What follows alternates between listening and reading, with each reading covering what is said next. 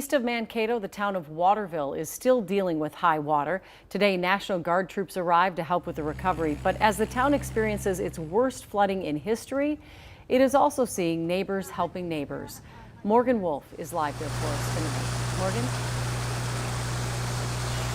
Well, there is no mandatory evacuation order in place in Waterville, but I've talked to people that have left on their own accord, kind of given up after the water got into their homes, and I've also talked to people that are hunkering down and building up those sandbag walls. The National Guard is still here tonight, pumping out all of this water.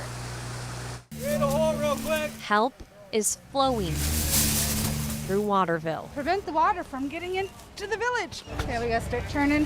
A lot of people in the same boat. Canoes replacing cars in this community I don't even know how many times I've made this walk. as waders are getting a workout in.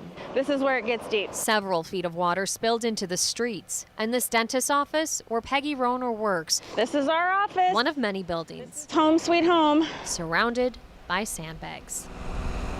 Water hasn't gotten in, We won't be working tomorrow. but one patient with an emergency did today. Yeah, we did have one toothache guy that we had to take by canoe over here.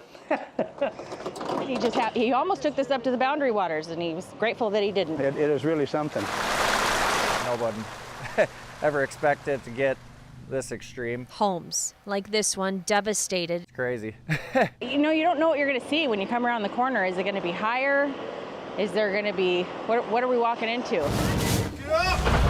But there is a steady stream of hope that these walls will hold.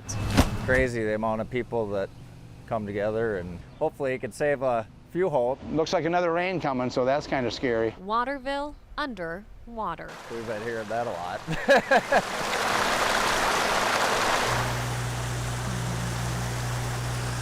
Well, if you walk through Waterville, you'll see a lot of people and waders, and that's not for a fashion statement. It's because public health officials say that this water is contaminated. They don't want people going in it. You got to be extra careful around this stuff. The river that is nearby that's causing this, the Cannon River, now that is measuring close to 17 feet, and officials say they are expecting that to crest on Thursday. So again, people just waiting this out, trying to get through this historic flooding. Back to you. All right, Morgan, thank you.